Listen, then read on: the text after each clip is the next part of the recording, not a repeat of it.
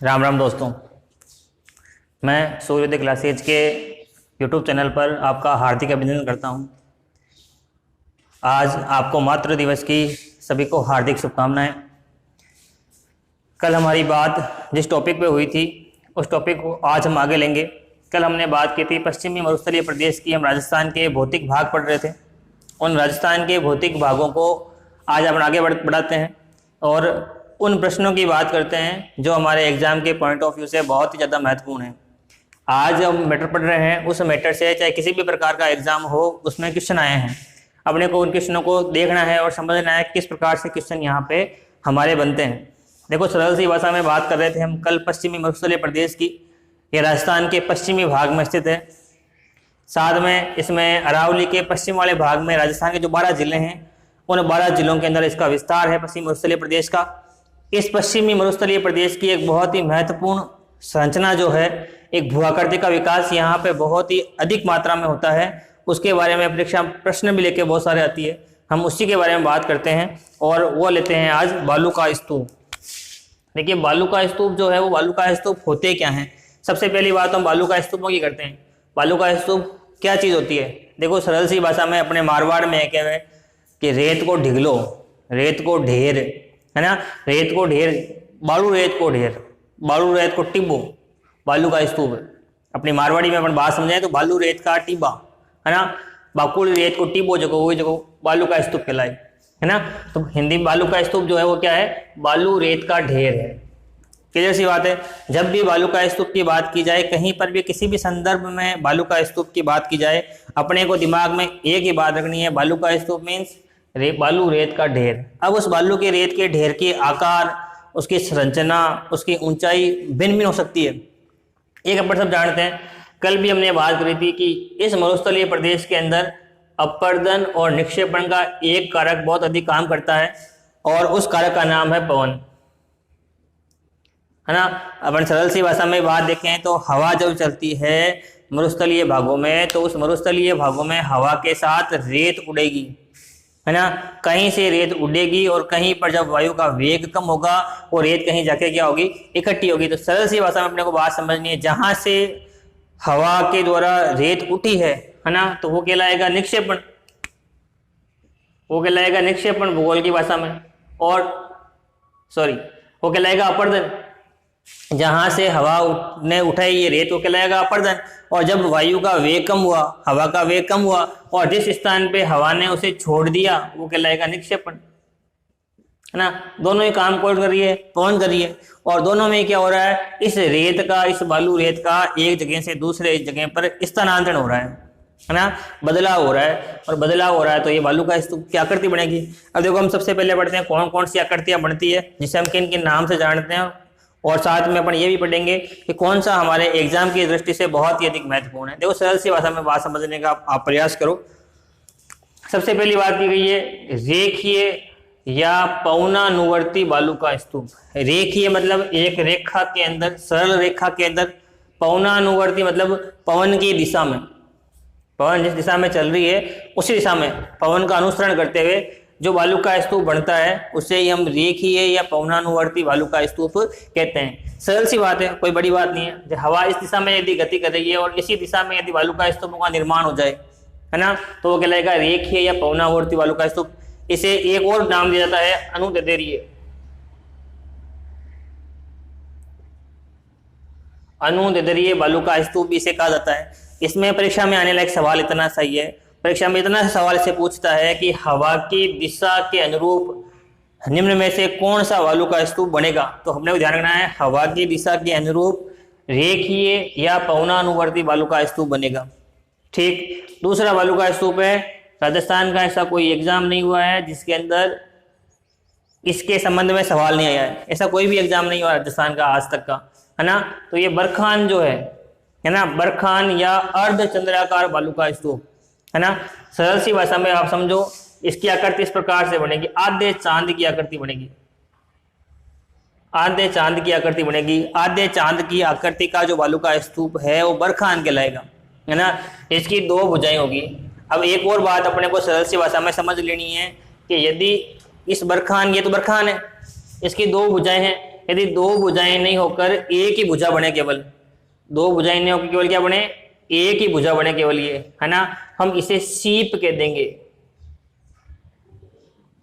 ठीक है, दो भुजा बनी तो बरखान है ना। अपने को ये ध्यान रखना है, अर्धचंद्रा का सवाल परीक्षा में बहुत है, चाहे आप कांस्टेबल का दे दो, पटवारी का दे दो, ग्राम सेवक का दे दो, फर्स्ट ग्रेड सेकंड ग्रेड, यहाँ तक कि आरएस का एग्जाम आप दो, उसमें भी सवाल पूछा गया है कि अर्धचंद्राकार बालू का स्तूप को किस नाम से जानते हैं। तो किस नाम से जानते हैं, बरखान के नाम से जानते हैं। बरखान है क्या चीज, बरखान एक अर्धचंद्राकार बालू का स्तूप है। सरल सी भाषा में बात समझनी, आज अपन अपनी भाषा में, अपनी जो मायड़ भाषा है उसी भाषा में अपने को ये बालू का स्तूप का टॉपिक पूरा करना है। हम हर बार देखते हैं, हम कुछ शब्दों को लेकर भूल जाते हैं कि ये शब्द क्या अर्थ लेके आ रहा है ना, हमें आते हुआ प्रश्न हम गलत कर देते हैं। तो ऐसी विडंबना से हमें बचना है। आज अपने सीधी सीधी बात कर रहे हैं। बरखान क्या है, अर्धचंद्राकार आद्य चांद की आकृति का, कौन सी आकृति का, आद्य चांद की आकृति का जो बालू का स्तूप होगा कौन सा कहलाएगा, बरखान कहलाएगा। ठीक है, ऐसी आकृति बनेगी। यदि सवाल अपने को ऐसा दे दिया जाए कि अर्धचंद्राकार बालू में केवल एक ही भुजा का निर्माण हो तो क्या कहलाएगा, तो फिर सीप कहलाएगा। एक भुजा का निर्माण होते कहलाएगा, सीप कहलाएगा। ठीक है, इसके बाद में अगला है अनुप्रस्थ बालू का स्तूप। देखो, अनुप्रस्थ का मतलब सरल से भाषा में रखना है कि जब हवा जब पवन एक लंबे समय तक एक ही मार्ग में एक ही दिशा से क्या होती है, चलती है। जैसे हवा इस दिशा में चल रही है, हवा इस प्रकार से चल रही है और परमानेंट चल रही है ना, हमेशा चल रही है, रोज चल रही है। और इसी हवा के चलने से इसके समकोण पर, यहाँ यदि या इधर समकोण पे यदि बालू का स्तूपों का निर्माण हो रहा है तो बालू का स्तूप कौन सा कहलाएगा, अनुप्रस्थ बालू का स्तूप कहलाएगा। देखो, ऐसा सवाल एक बार सेकंड ग्रेड के एग्जाम में पूछा जा चुका है। सेकंड ग्रेड का जो एग्जाम हुआ था, सेकंड ग्रेड के एग्जाम में सवाल पूछा गया था, हवा की दिशा के समकोण पर निम्न में से कौन सा बालू का स्तूप बनेगा। तो उसमें दिया हुआ था अनुदैर्घ्य बालू का स्तूप, बरखान, अनुप्रस्थ बालू का स्तूप और पैराबोलिक बालू का स्तूप। तो अपने को ध्यान रखना है, हवा की दिशा में बना तो वो बनेगा रेखीय और पवनानुवर्ती बालू का स्तूप, और हवा की दिशा के समकोण पे बना है तो फिर कौन सा कहलाएगा, अनुप्रस्थ बालू का स्तूप कहलाएगा। ठीक है, आधे चांद की आकृति का बना तो कौन सा कहलाएगा, बरखान कहलाएगा, इसे हम अर्धचंद्राकार कहेंगे। ठीक है, आगे वाली बात देखो, ये इसका जो विस्तार है सबसे अधिक वो कहां पर है, एक तो बीकानेर के अंदर है और एक रावतसर के अंदर है। बीकानेर और रावतसर का जो भाग है वहीं पे अनुप्रस्थ बालू का स्तूप का सबसे अधिक क्या है, विस्तार है। इसके बाद अगला देखो, पैराबोलिक बालू का स्तूप। पैराबोलिक बालू का स्तूप में अपने को समझना है कि ये बालू का स्तूप उन स्थानों पे बनेगा जहां मरुस्थलीय वनस्पति होगी। अपने देखते हैं मरुस्थलीय भागों में केर होते हैं, फोग होते हैं, खेजड़ियां होती है ना, और भी बहुत सारी छोटी वनस्पति होती है, कटीली वनस्पति होती है ना। तो उस कटीली वनस्पति के सहयोग से यदि हम देख रहे हैं कोई अवरोध आ जाएगा तो वहां हवा ठहर जाएगी, है ना। जैसे ये कोई पेड़ आ गया और है ना, इस पेड़ के से हवा टकराएगी और ये रेत सारी यहाँ जमा हो जाएगी, है ना। तो अपने ध्यान रखना है, वनस्पति की, जब मरुस्थलीय वनस्पति के सहयोग से कोई बालू का स्तूप का निर्माण होता है तो उसे बोलते हैं हम पैराबोलिक बालू का स्तूप। ठीक है, आगे वाली बात देखो, अगला है तारा बालू का स्तूप। देखो, तारा बालू का स्तूप जो है इसके बारे में कोई विशेष बात नहीं है, तारे की संरचना बनती है इसकी, जिस प्रकार से तारा बनता है ना,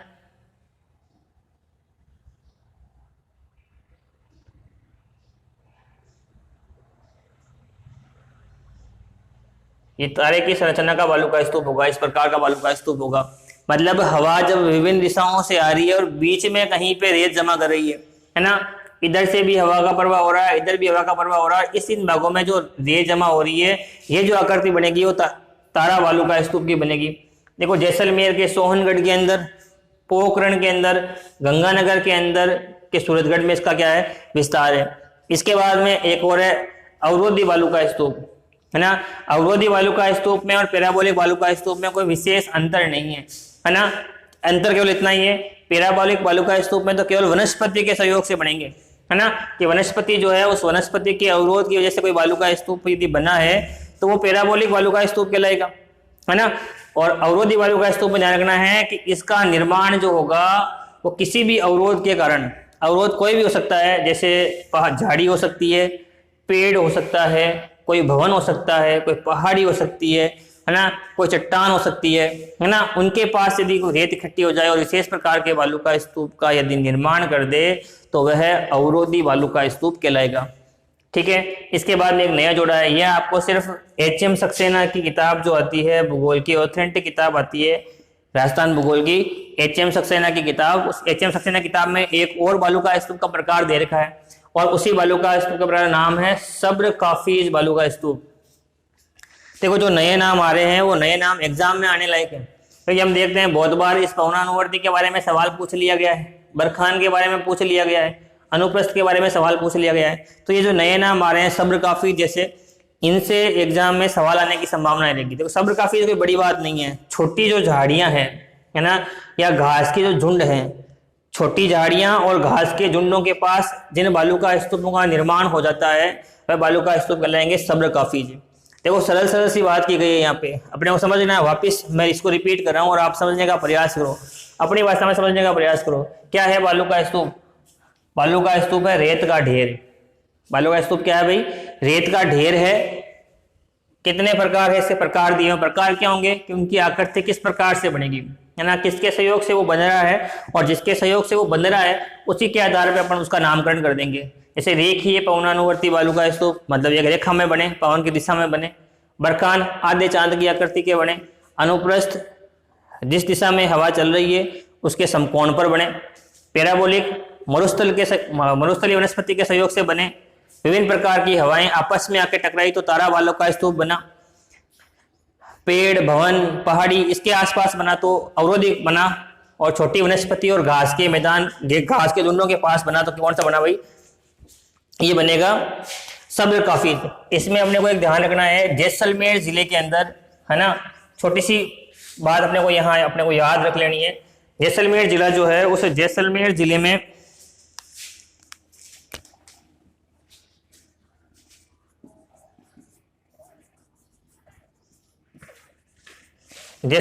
में बालू का स्तूप रहित क्षेत्र है। बालू का स्तूप रहित क्षेत्र है, ये अपने को नोट लगा के याद रखना है।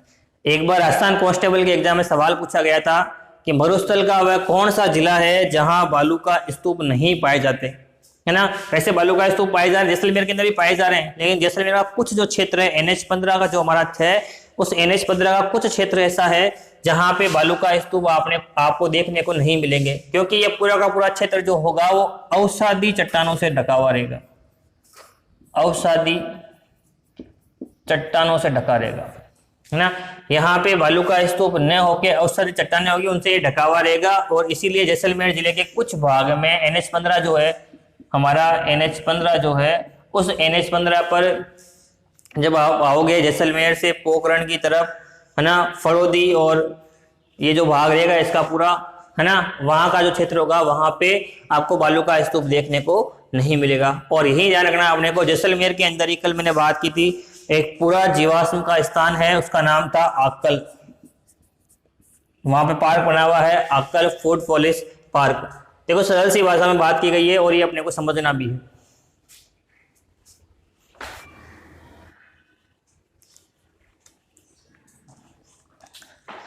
पश्चिमी मरुस्थलीय प्रदेश जो है, इस पश्चिमी मरुस्थलीय प्रदेश को 4 बड़े भागों में हमने बांटा है।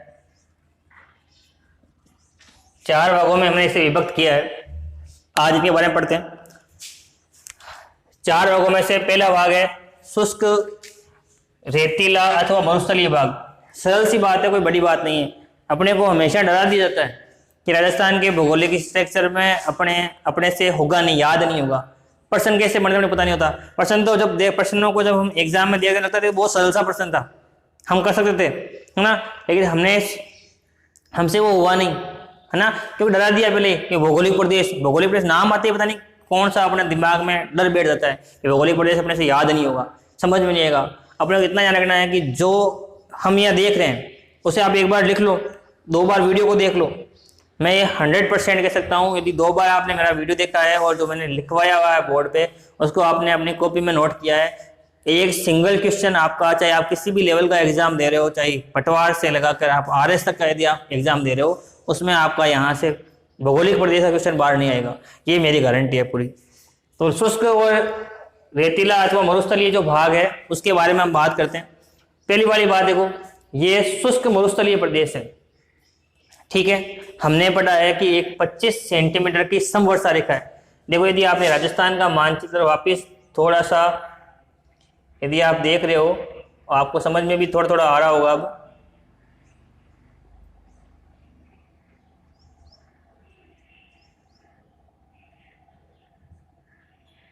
देखो ये हमारी अरावली यहाँ से निकलती है, अरावली के बाद में यहाँ पे 25 सेंटीमीटर समवर्षा रेखा है, ये 25 सेंटीमीटर। अरावली के सारे जो एक लाइन बनी हुई है वो 50 सेंटीमीटर की, वो 50 सेंटीमीटर की समवर्षा रेखा है।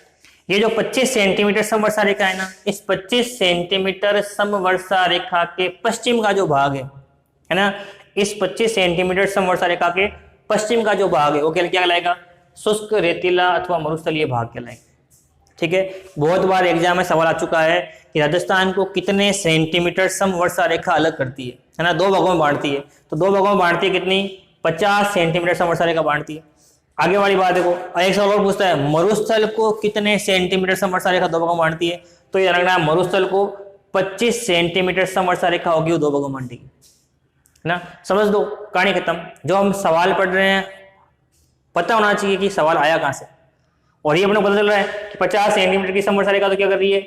राजस्थान 2 भागों में बांट रही है, और 25 सेंटीमीटर की समवर्षा रेखा जो है वो मरुस्थल को 2 भागों में बांट रही है। तो ये देखो 25 सेंटीमीटर समवर्षा रेखा के पश्चिम का भाग जो होगा वो क्या कहलाएगा? मरुस्थलीय भाग कहलाएगा, ठीक है। आगे वाली बात देखो, विस्तार कहाँ कहाँ है? तो बाड़मेर में है, जैसलमेर में है, बीकानेर में, जोधपुर और चूरू जिलों का पश्चिमी भाग इसके अंदर क्या होगा?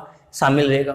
ये सवाल अपने थोड़ा याद रख लेना है, समझ लेना है। एक तो बाड़मेर हो गया, एक जैसलमेर हो गया, एक बीकानेर हो गया, साथ में चूरू का भाग हो गया और जोधपुर हो गया, है ना। तो ये जो भाग है ये इसके अंदर इसका विस्तार है। अब पैसा आता है शुष्क रेतीले भाग में कौन से बालू का स्तूपों का विकास सबसे अधिक होता है, या कौन से बालू का स्तूप वहां पे सबसे अधिक होंगे? तो अपने को ध्यान रखना है बरखान वहां पे क्या होंगे? सबसे अधिक होंगे, ठीक है। आगे वाली बात देखो, ग्रेनाइट, सैंडस्टोन, चूना पत्थर की एकांक की पहाड़ियां होंगी। ग्रेनाइट की पहाड़ियां हैं वहां पे, सैंडस्टोन में बालू का पत्थर की पहाड़ियां हैं, चूना पत्थर की पहाड़ियां हैं। इसके अलावा देखो बाप, फड़ौदी, चांदन और सूखरा क्षेत्र में चट्टानी जमा हुआ है। बाप, फड़ौदी, चांदन और जो सूखरा क्षेत्र है वहां पर चट्टान जमा हुआ है। इससे कोई सवाल परीक्षा में नहीं आएगा, लेकिन यहाँ प्रमुख खारे पानी के जो गर्त है ये सबसे महत्वपूर्ण है। देखो प्रमुख खारे पानी के गर्त में एक तो बाप है, एक पोखरण है, एक लूणकरण सर है। इस स्ट्रक्चर में परीक्षा में आने वाला एक सवाल जो बनता है वो एक तो बनता है शुष्क मरुस्थलीय प्रदेश का, एक इसके विस्तार का, और एक 25 सेंटीमीटर समवर्षा रेखा का, ठीक है, क्लियर। इसके बाद दूसरा जो हमारा भाग है वो है लूणी जमाई बेसिन। देखो हम सब जानते हैं लूणी नदी राजस्थान के पश्चिमी भाग की एक महत्वपूर्ण नदी है ना, और ये जब ये पश्चिमी भाग की सबसे महत्वपूर्ण नदी है तो ये मैदान बनाएगी। इसकी जो जितनी भी सहायक नदियां हैं, सारी सहायक नदियां जो होगी वो अंशकालिक होगी, मतलब मौसमी नदियां होती है। वर्षा काल में तो इनमें पानी आता है और वर्षा काल के बाद इनमें पानी सूख जाता है ना। तो वर्षा काल के अंदर जो ये मैदान बनाएगी, जिस मैदान का ये निर्माण करेगी, वही मैदान क्या कहलाएगा? लूणी बेसिन कहलाएगा, लूणी जमाई बेसिन कहलाएगा। अब देखो इसका विस्तार कहाँ कहाँ पे? पाली में, जालोर में, सिरोही में, जोधपुर और नागौर के दक्षिणी भाग में इसका विस्तार है। अपन सब जानते हैं लूणी नदी जो है वो एक अजमेर जिला है, अपने जानते हो ना, राजस्थान का हृदय अजमेर है ना। उस अजमेर जिले में एक पहाड़ है नागपहाड़। यहाँ आप कभी ये शिवरात्रि के समय में या जो ये सावन सोमवार होते हैं उन सावन सोमवार टाइम में आप जाओगे तो यहाँ बहुत अच्छा मेला लगता है ना। इसकी बहुत अधिक मान्यता है। तो ये लूणी अजमेर में जो नागपहाड़ है, उसी नागपहाड़ से नदी कौन सी निकल रही है? लूणी निकल रही है। इसके बाद में ये दक्षिण पश्चिम से प्रवाहित होगी और उसके बाद में कहाँ जाके समाहित हो जाएगी? ये हो जाएगी कच्छ के रण में समाहित, ठीक है। कच्छ के रण में जाके ये क्या हो जाएगी? फैल जाएगी। जवाई है ना, गुहिया, बांडी, भिंडी, सूकड़ी, मीटड़ी है ना, ये सब क्या होगी? इसकी सहायक नदियां हैं, और जितनी भी इसकी सहायक नदियां हैं सारी कौन सी है? मौसमी है। एक समय विशेष में उनमें पानी आएगा, उसके बाद में वो क्या हो जाएगी? सूख जाएगी।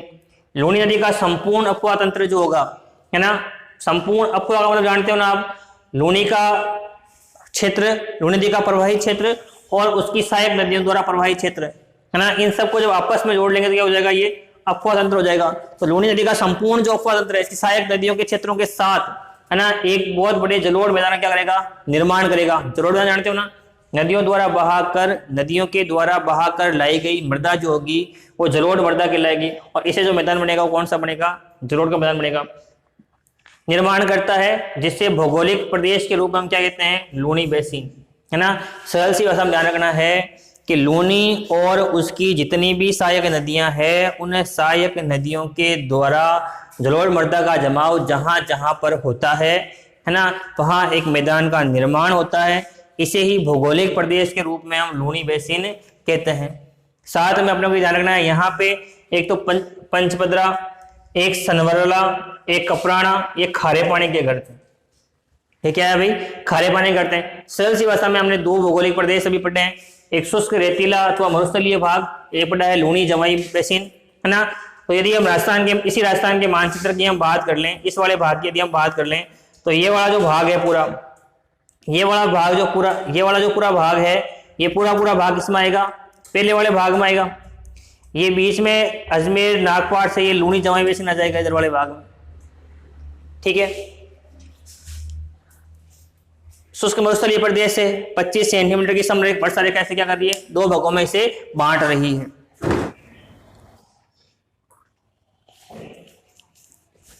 तीसरा भाग इसका मरुस्थलीय प्रदेश, पश्चिमी मरुस्थलीय प्रदेश का शेखावटी प्रदेश, जिसे हम बांगड़ प्रदेश नाम जानते हैं। देखो, एक हमने अभी लूनी जमाई बेसिन पढ़ा है, लूनी जमाई बेसिन का एक अन्य नाम और भी है ना। लूनी जवाई बेसिन को गोडवाड़ प्रदेश के नाम से भी हम जानते हैं। ये सवाल एग्जाम में आया हुआ है अभी, है ना, 2018 का जो एग्जाम हुआ है 3rd ग्रेड का, उसमें ये क्वेश्चन आया हुआ है गोडवाड़ प्रदेश का, अपने याद रखना है।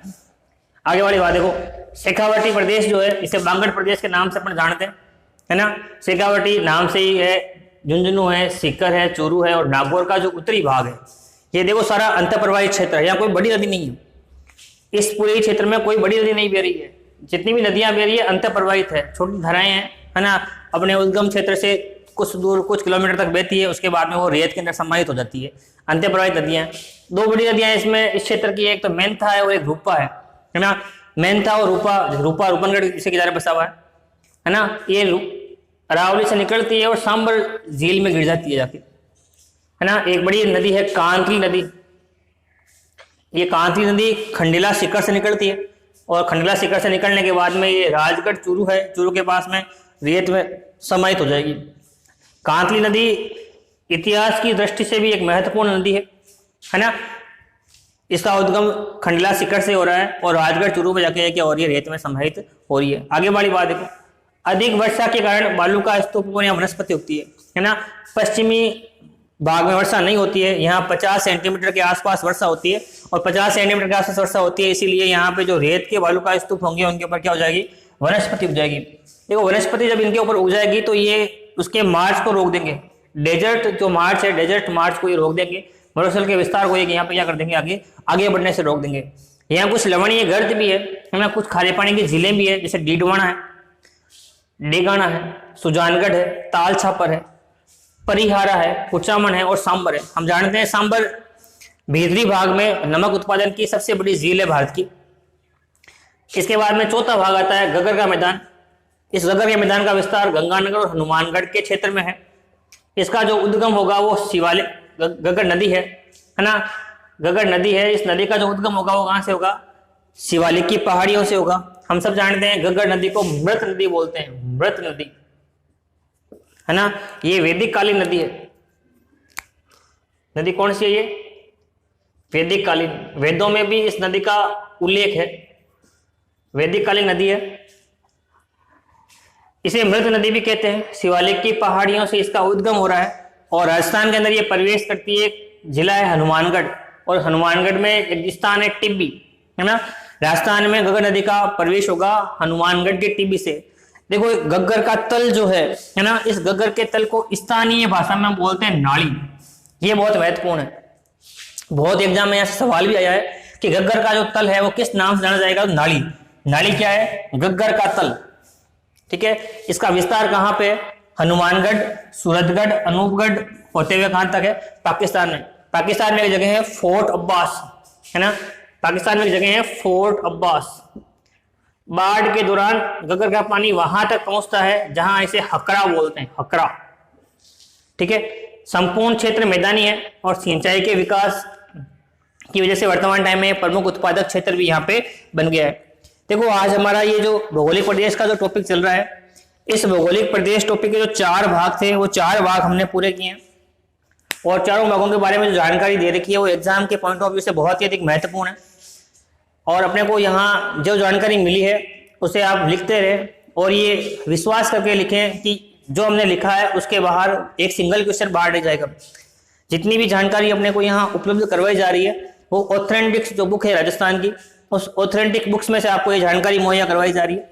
इसमें किसी भी प्रकार की कोई गलती नहीं होगी। गलती के लिए मैं पूर्णतः अपनी जिम्मेदारी लूंगा, 1% भी यहाँ पे गलती नहीं होगी। और मेरे द्वारा यदि दी गई जानकारी आपको यदि अच्छी लग रही है, मेरे द्वारा बताया गया ज्ञान आपको समझ में आ रहा है, तो आप मेरे चैनल को सब्सक्राइब करें और बेल आइकन प्रेस करें। राम राम।